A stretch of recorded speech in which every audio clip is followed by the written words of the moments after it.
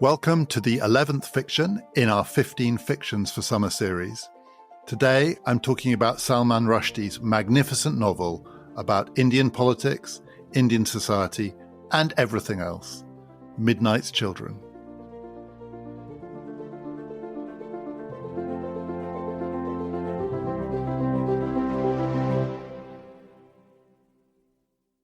The idea of the body politic is pretty much as old as the idea of politics. People have always tried to say that the way to think about, to understand what it means to live in a political community is to imagine it like a human body. Different parts that do different things have different functions, but somehow all the different bits cohere to produce a unity, a sort of organic unity, that means that the body politic is a whole, is a single thing. It's there in Plato, there's a version of it, though in that case it's the soul of the body and the soul of the city mimic each other. It's there in medieval thinking about politics, the king's body is the state is the king's body. I talked about a version of it at the very beginning of this series in Shakespeare's Coriolanus, the weird idea of the belly politic, that somehow the Senate in Rome is the belly of the state passing out food and nourishment to the people. The thing to say about body politic imagery is that it is almost always in the service of a monarchical or aristocratic or autocratic idea of politics. That's how it works, because it champions a kind of unity, a stability, a coherence. And also because it usually wants to say that there are certain bodies, the body of the king, the body of the ruler, the body of the people at the top, that can stand in for the state. There is an interchangeability between a particular body and the body politic. And for that reason, the idea of the democratic body politic is much harder to understand. It doesn't really make sense, and you don't hear about it nearly so much. There are at least two reasons why it doesn't really make sense. One is that democracies are meant to reconfigure themselves. They're meant to break apart in various ways and then come together. Different bits of the state are in charge at different times.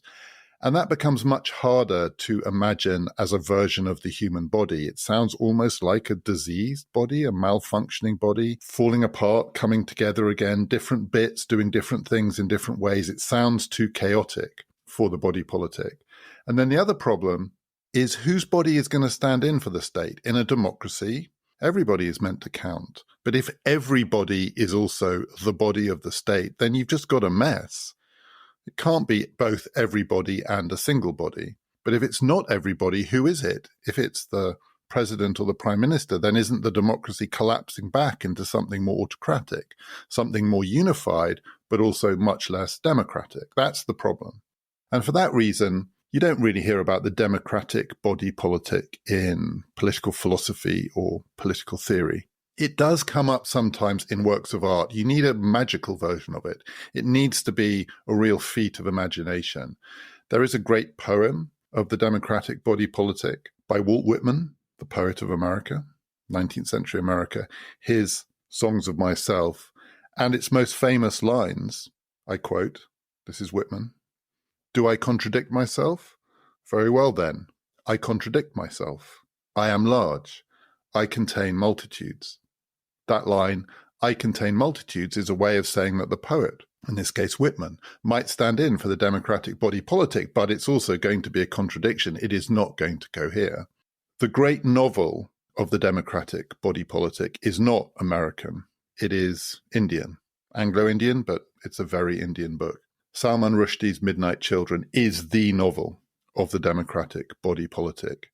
It's a work of magical realism. That's the term that's often used to describe it.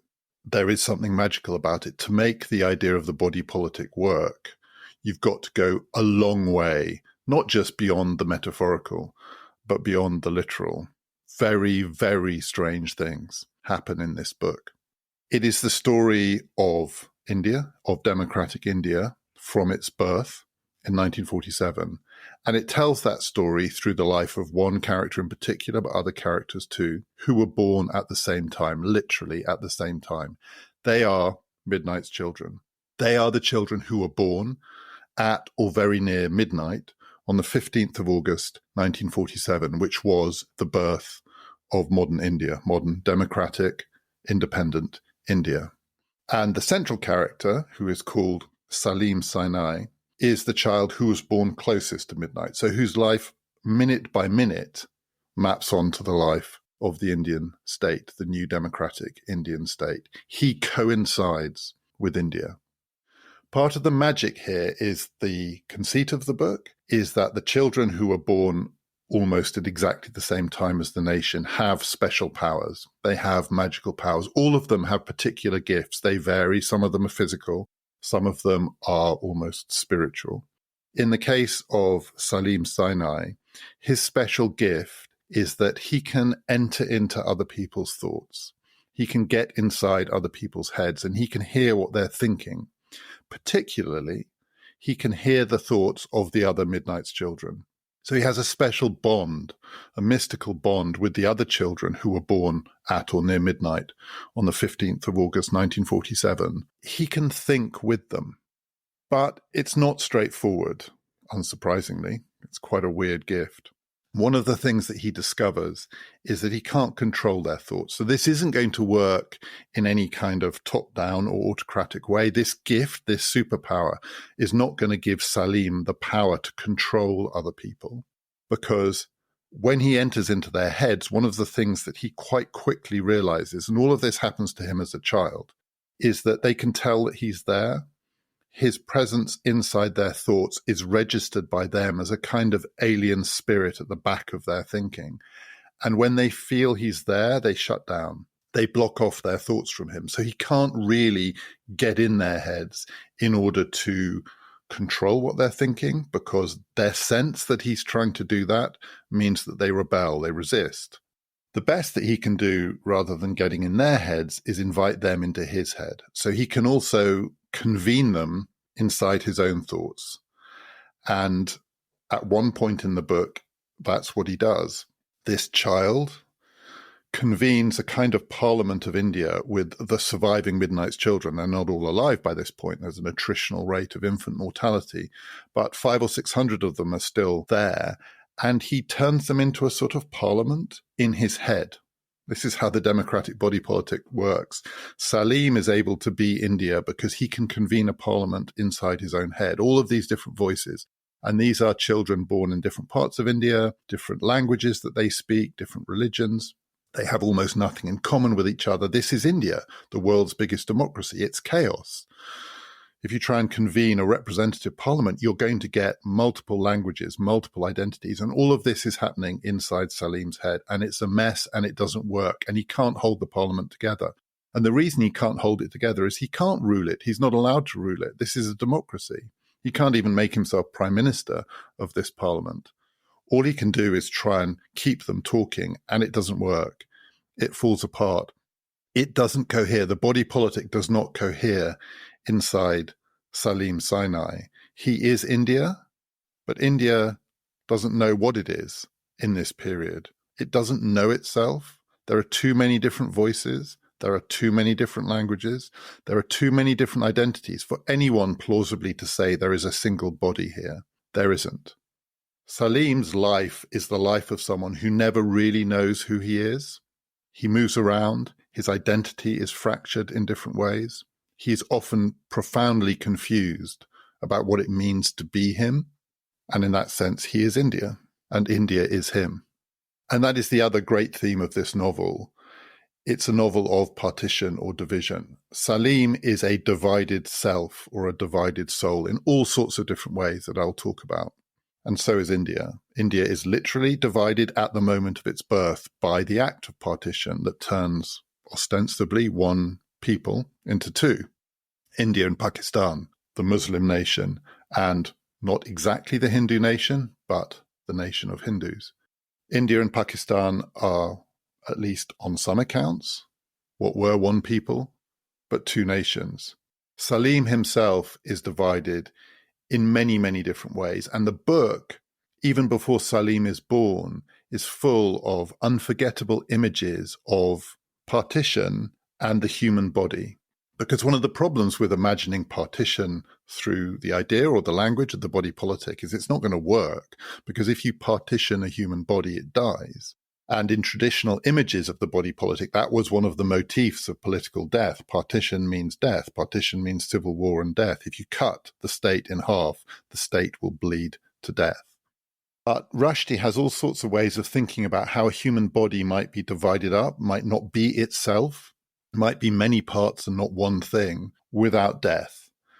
Early on in the book, Salim, who's telling the story of his life, tells the story of his pre-life, of his origins, through the story of his grandfather, a man in this book called Adam Aziz, who has trained to be a doctor. He is a Muslim. He lives in Kashmir.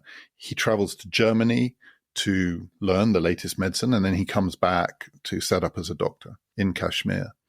And one of his patients is a devout young woman who seems to have all sorts of different things wrong with her. She keeps having a different ailment, and quite quickly we realize these ailments are probably fake. She's invented them because she wants to meet the young doctor, the handsome young doctor. Actually, not that handsome, but we'll come on to that. And so they come up with an arrangement with the aid of her father, who also one feels is quite keen to make this match happen, which is that every time Adam Aziz goes to visit his patient, 2 servants hold up a sheet in front of her because she can't be seen by the doctor. She can't allow him to see her body or to touch her body, certainly not naked. And yet she has these things wrong with her, and she wants the doctor to examine her. So how can he examine her without seeing her? They hold up a sheet. He can't see behind the sheet. And then in the sheet, depending on what the ailment is, they cut a small hole so he can just see one little part of her body. So one week there's something wrong with her knee. So they cut a hole at the knee level, and he's able to examine the knee, but none of the rest. Then it's an elbow or a shoulder or the back of her head, and it gets more and more intimate. And then maybe it's her belly or even her buttock. And eventually, ultimately, at the very end, it's her face. And bit by bit, he gets to construct an image of the whole body of a woman that he's falling in love with, but falling in love with piece by piece. He's only encountering her piece by piece, and he has to manufacture out of this a version of the whole, which is the person that he's going to marry. Eventually, the sheet will have to be removed. Eventually, he will have to see his wife's-to-be body, but not until he has committed to her. And when he has committed to her, and eventually when he discovers the whole person, of course, what he discovers is that the whole person is not just all of the different parts together. Actually, he doesn't really know his wife at all. And it turns out not to be a particularly happy marriage. They are not well suited, these 2 people. There is a lot of misery in their relationship, because that is not a stable foundation for a marriage, to piece the other human being together bit by bit from behind a sheet. This is the divided body that when it coheres into a single whole, and then you get the relationship of the 2 bodies coming together, is not what they were imagining it was at all. That theme runs through the book. It runs through Salim's life. So Salim is divided in all sorts of ways, including, most centrally, he is not who he thinks he is. He is literally not who he thinks he is, because at the moment of his birth in the hospital where he was born, and there's quite a lot of excitement about the Midnight's Children because a newspaper has offered a cash prize for the baby that's born closest to midnight, and Salim wins. But Salim is not Salim because someone else, for complicated reasons, too complicated to explain here, has swapped him with another baby. And so the child, the baby that is brought home from the hospital, is not the child of the mother who thinks she is his natural mother. Salim, the real Salim, that is the one who was born of his mother, is given to another mother and is actually raised in poverty in a different part of India and a very, very different life, and is called Shiva, not Salim. And the baby who was born to be Shiva, but who becomes Salim, is raised as the child of this family in much more affluent circumstances in what was then called Bombay, is called throughout the book Bombay. A completely different life by chance, by a switch, by a moment of fate. Because these 2 babies are born at the same time, at the birth of the nation, they each have magical powers. So it's the child of the poor mother who actually is the one who is the democratic body politic, who can convene India in his head, or at least try to. That's Salim. The baby who would have been Salim if he had been given to his real mother has a different power, which is physical strength. you're just going to have to bear with this. The superpower of Shiva is his knees. He has really strong legs. He is able to exert his will by physical force, by literally crushing people's heads together. That's his power. He's a completely different version of a powerful human being. He's raised in poverty. He has no advantages. All he has is brute strength and brute force. And he lives a version of India, a version of India's history as the embodiment, the manifestation of physical force, of coercion, ultimately of armed force. He becomes a soldier, but he's not who he thinks he is. Part of the endless complications in this book come from the fact that it looks like the baby that they think is their baby, Salim, belongs to the family because he has the distinguishing genetic characteristic of that family, which is an enormous nose. So a lot of people in this book have very striking physical characteristics. In Salim's case, it's his nose. His grandfather, Adam Aziz, who I said wasn't actually all that handsome, had an enormous nose. Salim has it too. So he's clearly the child of the family, except he's not. He's not who they think he is. He just happens to have a big nose. It's not his grandfather's nose, but they all assume it is his grandfather's nose. And it is a weird nose because he can't smell. So what should be his superpower, if Shiva's superpower is that his knees are powerful enough to break skulls, Salim's superpower should be that he can sniff anything out. That should be how he finds out what it is to live in this society, through smell, but he can't. His nose is one that doesn't take things in, but expels things out. So this is a book which is riddled with bodily imagery, including imagery of all the different things that come out of human bodies. There's a lot of that. There's a lot of liquid, human liquid in this book. So in Salim's case, his nose is constantly expelling a stream of snot. So there's snot in this book. There's a lot of sweat in this book. There is semen in this book. There is a lot of blood in this book. Bodies are constantly leaking in different ways, not falling apart, not being dismembered, but expelling all sorts of different things. In this case, it's snot. He can't smell. So the boy with the big nose, which sort of weirdly isn't actually his nose, if you know what I mean, can't smell with it. And he has to experience this hypersensory world. So India is described by Rushdie in this book as an extraordinarily rich sensory environment. The colors and the smells and the sounds and the taste and the touch. It's incredibly rich, and yet smell is not one of his options here. So it tends to be sound, the voices in his head, but also it's visual. He experiences the world by seeing it as a series of scenes, and it's very cinematic. So part of the magical realism here is that this is a kind of filmic version of India in which you get lots of scenes which are real in the sense that they look real, but all sorts of extraordinary things happen in them, as might happen in a movie. And a lot of the novel is set in Bombay, so this is Bollywood. This is the home of Indian cinema, and some of the characters work in Bollywood.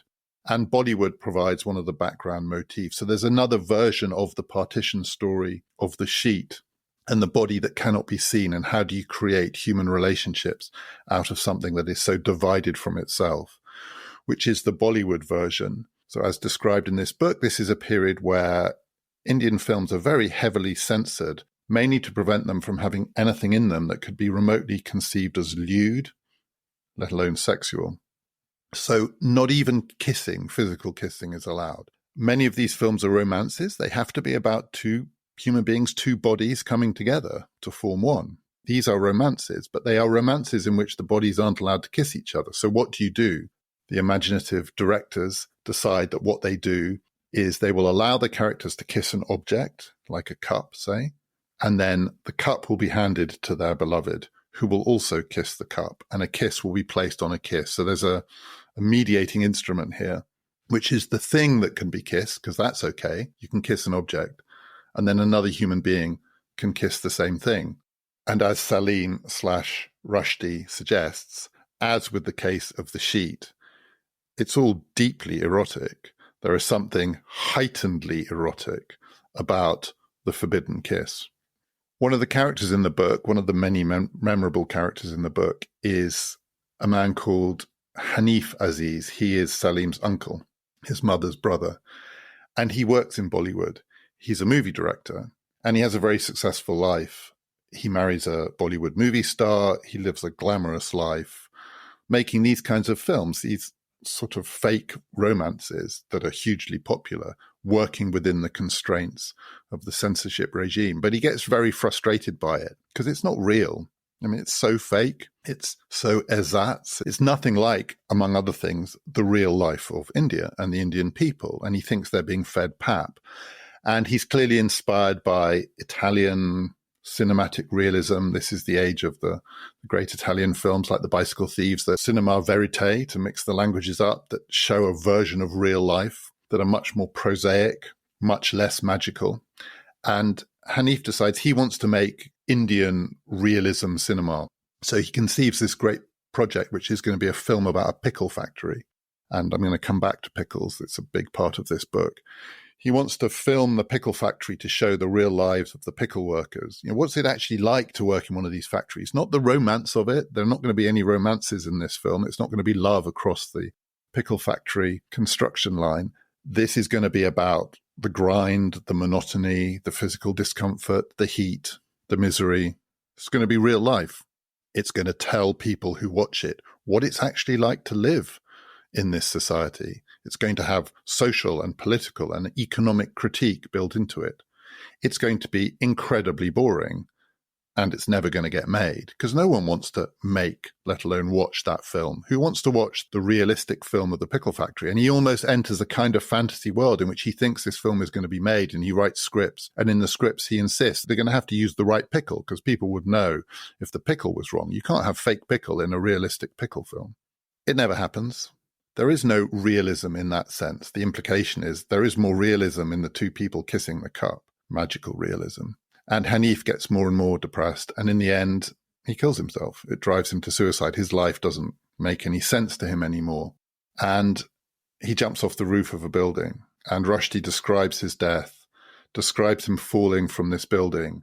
And as he says, the blind beggars below look up and see this body falling, and they scatter. Another unforgettable image. How can the blind beggars see the body falling? Because they aren't really blind. They're pretending to be blind. It's part of their begging technique. But at the moment of crisis, the truth breaks through. In Hanif's life, the realism only cuts through right at the end. It's only at the moment of his death that he cuts through the magic. And even the blind beggars have to admit they can really see. The other great division in Salim's life is that he is a Muslim, and he is a Muslim from a Muslim family living in India post-partition. So his family don't move to Pakistan, though some of them do. But much of Salim's life is lived as a Muslim in a country which is not yet a Hindu nationalist country, but one in which Muslims are often discriminated against. And so he is in part both the representative of India and divided against the nation that he represents because he is not part of its majority. One of the challenges of the democratic body politic is the kid who's going to stand in for the state not going to have to be part of the dominant religion of the state. That's why it both works, but it only works as magic. And Salim's life is divided in the way that India and Pakistan are divided, and he moves between the two countries. So over the course of his life, and this is a life that runs up till 1981, which is the year of the publication of the book. So this is a life of 34 years. It's not a whole life by any means, but it is an incredibly full life because the life of India and indeed Pakistan were incredibly full. He moves at various points with his family or with members of his family to Pakistan. At one point, he is exiled by his family when they discover about the swapping of the babies in the hospital. Some of them turn on him. They don't want him anymore, although they eventually want him back. And they send him off to live with relatives in Pakistan. So he moves between the two countries. And in moving between the two countries, his body changes. So if Salim is the body politic, it is not the same body when it's in Pakistan. So in India, the big-nosed boy can't smell, but he can hear voices, and he can convene voices in his head, or at least he can try to, and he can see the magic around him. In Pakistan, he loses the ability to hear the voices, but he can smell. He acquires the ability to smell.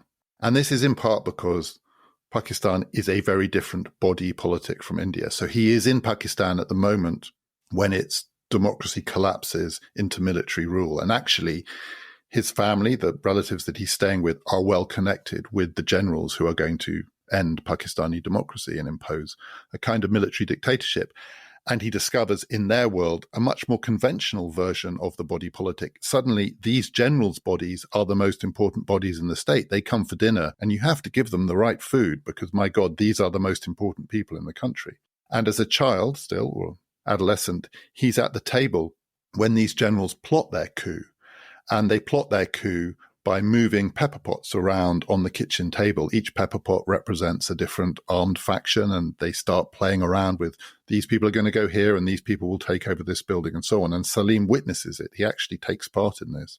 It's a completely different world. It's a more familiar world. It's not the magical world of the Indian democratic body politic. This is more like something from medieval or Roman politics. The generals round the table, moving around the objects which represent the different parts of the state. And in this world, Salim can't hear their thoughts, but he can smell them out. He can smell what he thinks of as the stench of Pakistani politics, the corruption, the rottenness that's there. His nose becomes a kind of curse to him. In Pakistan, he's constantly assailed by these bad smells because no longer hearing the voices, no longer trying to convene something out of the chaos, what he sees is that the surface appearance of things is not the reality. And what he smells is what lies behind.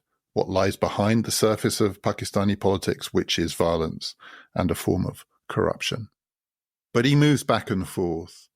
And over the course of his life, there are a series of events, of wars and violent events, outbreaks of violence in the history of modern India, of democratic India, over the course of just a decade and a bit, which punctuate his life. These are the epochal events in Salim's life, his young life, and also punctuate the life of the nation. And each of them offers a different version, a different understanding, both of partition and of the Indian democratic body politic. 3 wars and a kind of coup. And these all really happened. One in 1962, one in 1965, one in 1971, and one in 1975. So every 4 or 5 years, something happens to India, and something happens to Salim. Something happens to his body and the body of his state. And in each case, there is an illusion of a kind of unity or reconfiguring of the state. The state is finding out who it is. It's finding its identity. And in each case, it's a kind of illusion. It's an illusion for the body politic. And Salim discovers in his own life that he's not discovering the truth about who he really is. He's just discovering how fractured his existence is. The first of these wars is the Sino-Indian War of 1962. It happened right at the end of 1962. It happened just after the Cuban Missile Crisis, which is one reason why most of the rest of the world didn't notice that the world's 2 biggest countries, India and China, were at war with each other, but they were for a few weeks. And for people who lived in those countries, particularly in India, it was an absolutely epochal and terrifying event. It was a territorial dispute, as many of these wars turned out to be, in this case over disputed land on the India-China border near Nepal. There was a lot of skirmishing, and then actual fighting broke out. The 2 armies started shooting at each other. And this produced in India this outburst of almost euphoric national unity. And Salim describes it, Rushdie describes it, using newspaper headlines from the time. When India found itself under attack from China, suddenly a country that was now 15 years old and had had the same prime minister for all of those 15 years, Nehru, who was now an old man, who seemed tired, and the country seemed a bit tired and a bit lost. It didn't really know where it was going. Promised prosperity hadn't arrived. The nation felt a bit fractured. And then war breaks out. The nation's under attack. The Chinese are invading. And there's this outbreak of optimism, as Rushdie describes it, a sort of virus of optimism. India has discovered itself. India now knows who it is, what it is. We're a nation that must defend ourselves. We must repel the attackers. We're going to defeat them. We're going to reclaim this land. We're going to show who we really are. Our soldiers stand for us. We stand for our soldiers. We will support them. All of the classic tropes of national unity at times of crisis explode across India. Reverence for Nehru, the father of the nation. reverence for the soldiers, the sons of the nation. It's all going to be the moment when India finds out who it really is. And it all falls apart because the soldiers turn out to be poorly equipped and poorly trained, and they're no match for the Chinese. And all this happened. And the Chinese broke through the Indian lines and they started marching into Indian territory, and euphoria and optimism was replaced with panic and despair. The Chinese are invading and we can't resist them. We've discovered who we really are, and we are defenseless. We are weak. They are ruthless. And we are, maybe even because we're a democracy and they're not, we're chaotic. We haven't equipped our soldiers properly. Our politicians spend their time squabbling in parliament and bickering and talking. It's all hot air. Where's the substance to India? India turns out to be a hollow nation. From optimism and euphoria to panic and despair in a matter of a few weeks, the country has a kind of nervous breakdown. Salim experiences it. He experiences all of it. He never feels the optimism, but he experiences the sense that this nation that he can hear is falling apart. It doesn't last long because the Chinese invasion peters out for traditional reasons. The supply chains don't work. They go too far. And in the end, there is a kind of peace settlement. All of the drama fades away. But there is a sense that India has had a lesson about who it really is, which is it must not get fooled like that again. It mustn't believe the euphoria, but also it mustn't be such a weakling. It mustn't be such a child in international affairs and just believe that hot air and optimism is enough to defend you against an armed attack. India is going to have to become a more pragmatic, a more ruthless, and a more coercive nation. And that happens in 1965, the next of these wars. That is the war with Pakistan. In 1965, which is another territorial conflict, now over in part Kashmir, where Adam Aziz and Salim's family come from. And in this war, India is tougher. India is better equipped. India is more ruthless, also fighting a less well-equipped enemy in Pakistan. And though the war isn't a victory as such for India, India feels that it has acquitted itself far better and far more ruthlessly in this war, which is violent. And this war sees a lot of destruction. India emerges from that war as a different kind of state, a more conventional state in some ways, but also a more ruthless and a more militarized state, closer to the kind of state that thinks of itself not as having in its army the sons of the nation who embody its spirit and its uniqueness and its unique personality and qualities, but having in its army a tough killing machine. And Salim's experience of this war as an Indian, but a Muslim Indian, and one who in this instance, in this part of his life, happens to be living in Pakistan, is this war is an act of colossal self-harm because the violence and the killing kills much of his family, his extended family. So he experiences that war as an Indian from the Pakistani side. And what he sees is not the Indian nation asserting itself, the Indian nation finally finding out who it is. What he sees is the Indian nation killing Indians, that is, killing members of his family, not just the Pakistani members, but some of the Indian members in exile too. What he sees is a ruthless killing machine that is increasingly indiscriminate. This is not an answer to the question of who India really is. This is a revelation of some of the things that India is capable of. And then the next war is in 1971. And this is the insurrection, the civil war, that leads to the creation of another new nation, Bangladesh. What had been East Pakistan becomes a separate nation by the end of 1971, after months and months of violence and extremely complicated, convoluted political maneuvering, but also terrorism, attacks on civilians, horror. And Salim sees some of this. He sees some of the violence, including some of the violence perpetrated by the Indian army.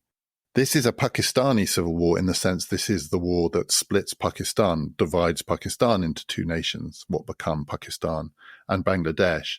But this is also a war with lots and lots of external parties involved. The Americans are involved. Henry Kissinger is involved. He's trying to play the Pakistani side. He's being as devious as hell. The Indians are involved because my enemy's enemy is my friend. So if someone is trying to take on Pakistan, that is the insurrectionists in East Pakistan, India is on their side. But it involves all sorts of devious and violent politics. Salim experiences it because he gets caught up in the war and he ends up in the jungle and he loses himself in the jungle. He has a terrible experience of actual conflict.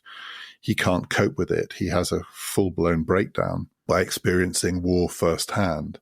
The person who thrives in this war, the person, in a sense, as described in this book, whose war it really is Shiva, the other Salim, his alter ego, the one who would have been Salim if he'd been left with his mother, the kid who's brought up in poverty with no magical powers in his head, only magical powers in his body. And they're not really magical powers, they're just superpowers.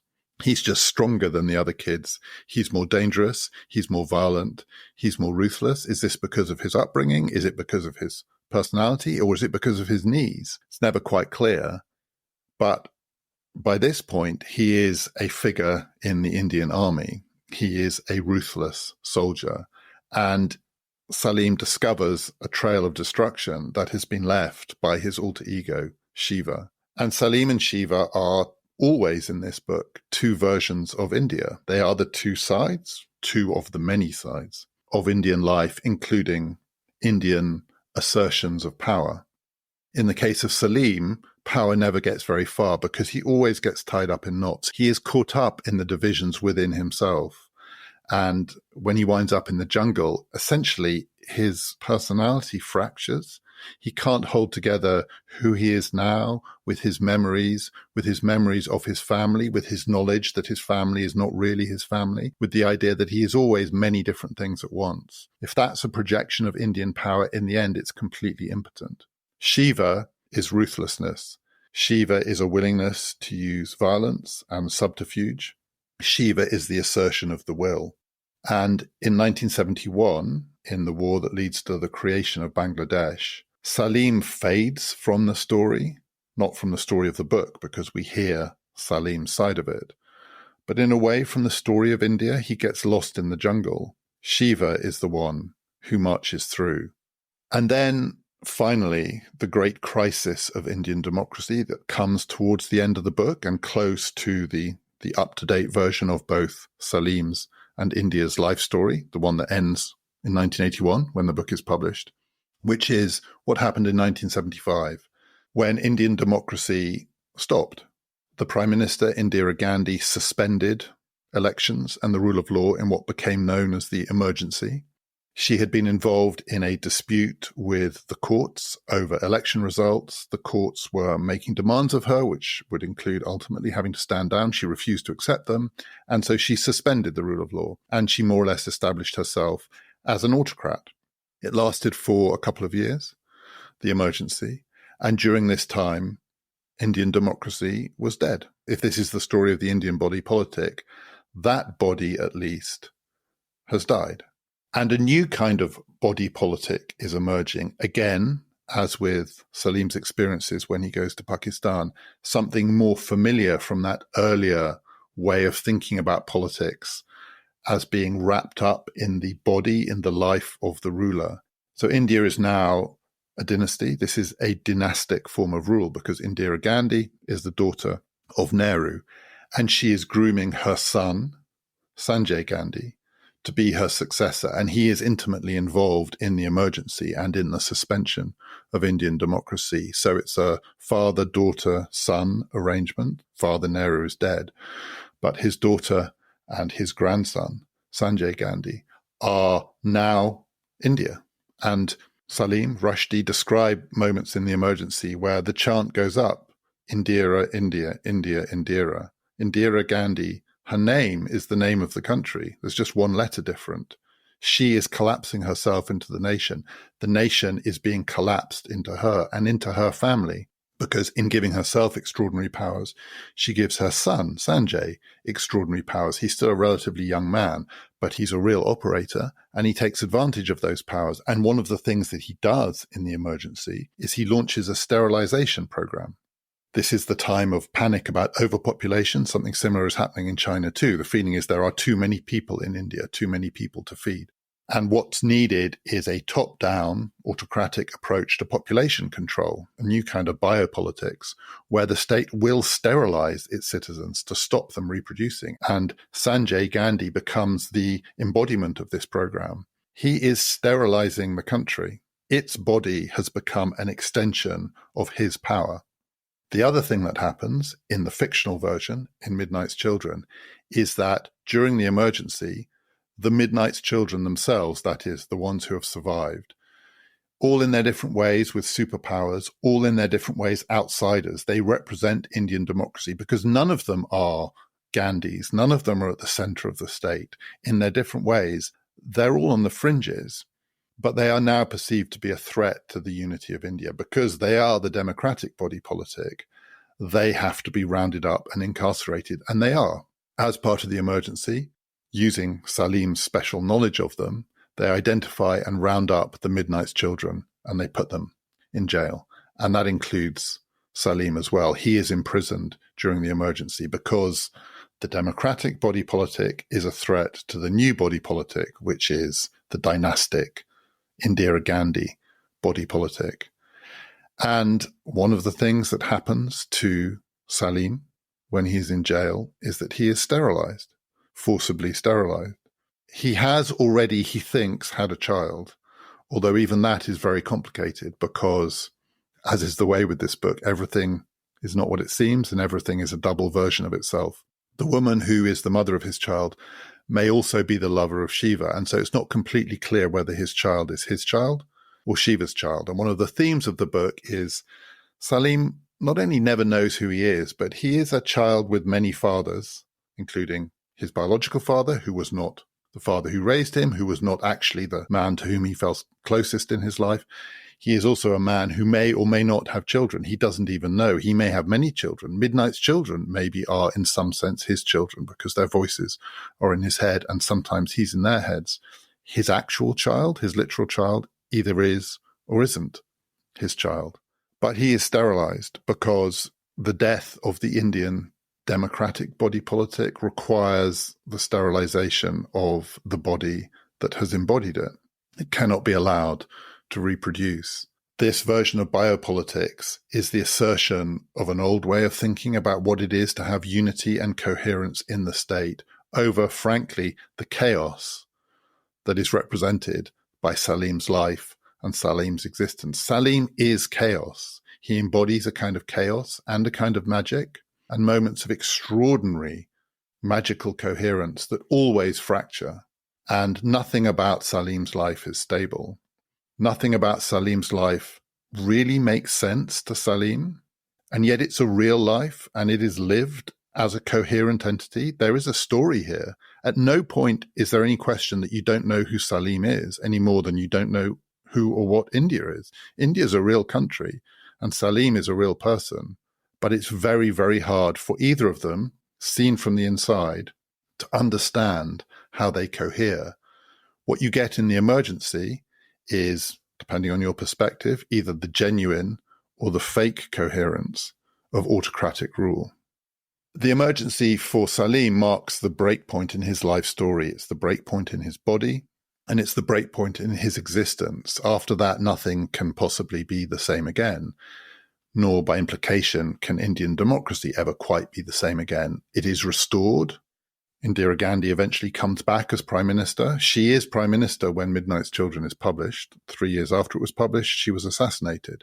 Sanjay has died in an accident, so he is replaced by Rajiv Gandhi as the heir of the dynasty. Rajiv Gandhi becomes prime minister of India. He too is assassinated, and so the story, the cycle, goes on. None of that is known at the time that Midnight's Children was published. What Salim says of himself is that he knows that the breakpoint means that the next generation, his child, not child, is going to have a very different experience of India. And if his child, not child, in any sense stands in for India, it will be a very different kind of country. He says of his son that he knows that the second generation of Midnight's Children, if you can call them that, will grow up tougher than the first. They're not going to believe in magic and stories like Salim did. Salim tries to make sense of what it is to be him and what it is to be India by telling endless, endless stories, 1,001 stories. The next generation will forge their future in the furnace of their wills. That's the quote. This will be a much more will-driven, grounded, pragmatic, ruthless country. And if Salim's child is going to stand in for that country, it will be as a more pragmatic, ruthless person. So 1981 is a long time ago. And in the life of India, it's not even halfway through the story, if the story is where we have reached now. That's 34 years in. Well, we're now more than 40 years on from 1981. But the book feels quite prophetic. India has changed. India's politics has changed. The Indian body politic has changed.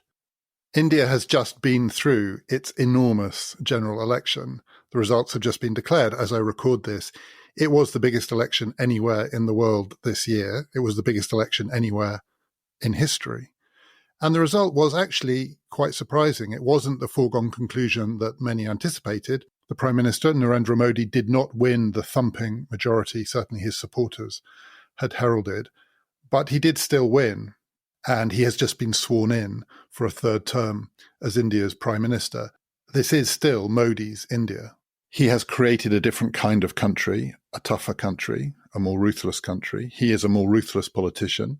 This is a much more Hindu nationalist country. Muslims are excluded in all sorts of ways, which are not true in Salim's story. In Salim's story, he sees terrifying outbreaks of religious sectarian violence, but the kind of systematic exclusion of Muslims that happens now was not true in his version of the story. India was still a much more diverse nation in many ways when he was writing about it. That's why he doesn't know who he is, because he is the embodiment of that diversity. Modi's India is more nationalist. It's more ethnically unified, religiously unified. It is more prosperous, much, much more prosperous. It is more successful. It is asserting itself on the world stage. It is taking part in the tough, competitive world of international power politics. It is a rising power. It is a confident nation. It is optimistic. The optimism of 1962 was a mirage. The optimism of India today is not a mirage. It's real. It's not magical realism. It doesn't feel like magical realism, certainly if you were describing it as the body politic. And Modi is the embodiment of the nation. There is something closer to that earlier version. He's the father of the nation, and he is a supremely powerful politician. The dynastic politics described by Rushdie in Midnight's Children is not completely over, not by any means, certainly not after this most recent election. The latest member of that family, of the Gandhi family, to be a figurehead for Congress, Rahul Gandhi, did better than was expected. And he conducted quite an old-fashioned campaign. He walked around the country, he spoke for the poor, for the dispossessed, and he did, I think, chasten Modi to a certain extent. Certainly the story that goes back to Nehru and Indira Gandhi and Rajiv Gandhi, that story is not over.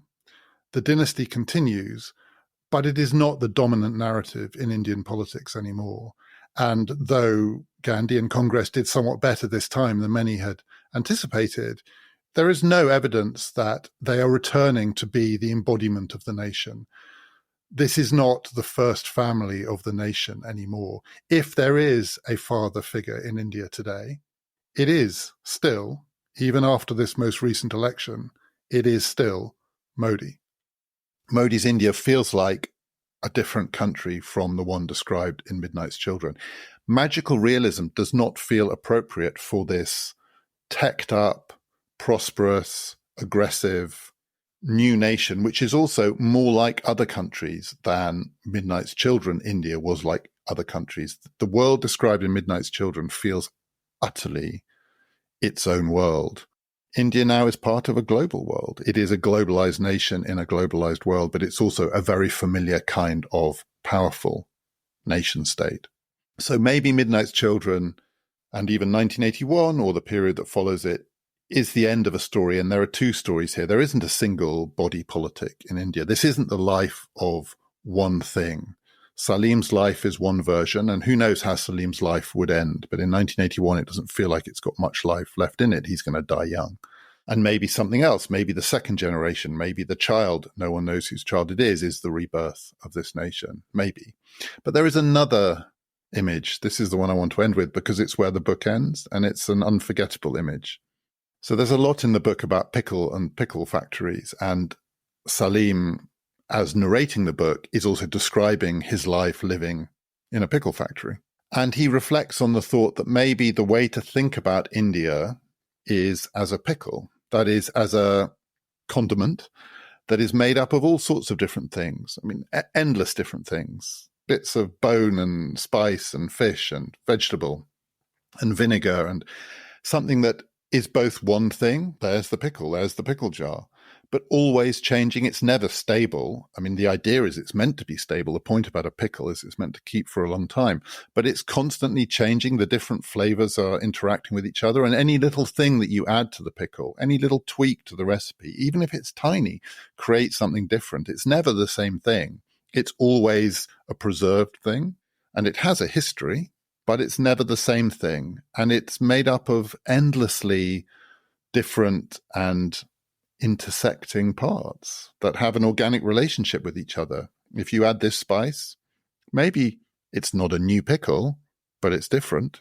And a phrase that Rushdie uses at the end of the book, which is my favorite phrase in the whole book, and I've never forgotten it, is that maybe what Salim has been doing in his story, in his life story, and in the description he gives of the life of his country is what Rushdie calls the chutnification of history as chutney, as something that has an almost indescribable variety of different parts that cohere into a whole, but it's not actually a stable whole.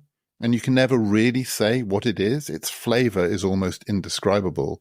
Different chutneys, different pickles are different from each other. It's one thing and it's never one thing. It's stable and it's never stable. It has maybe an almost indefinite life, and it never remains the same. There is in Midnight's Children a unique image of what politics is. I've never seen it anywhere else. I've never seen it before. I've never seen it since. It is unforgettable. It's unique to this book, and maybe it's true. This isn't the body politic. This is the pickle politic.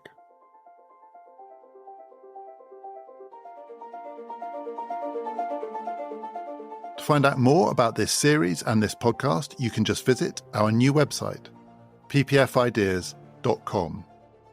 Tomorrow, on our 15 Fictions for Summer series, I'm talking about something that you may know, but you may know through TV rather than through the book itself. Margaret Atwood's terrifying The Handmaid's Tale.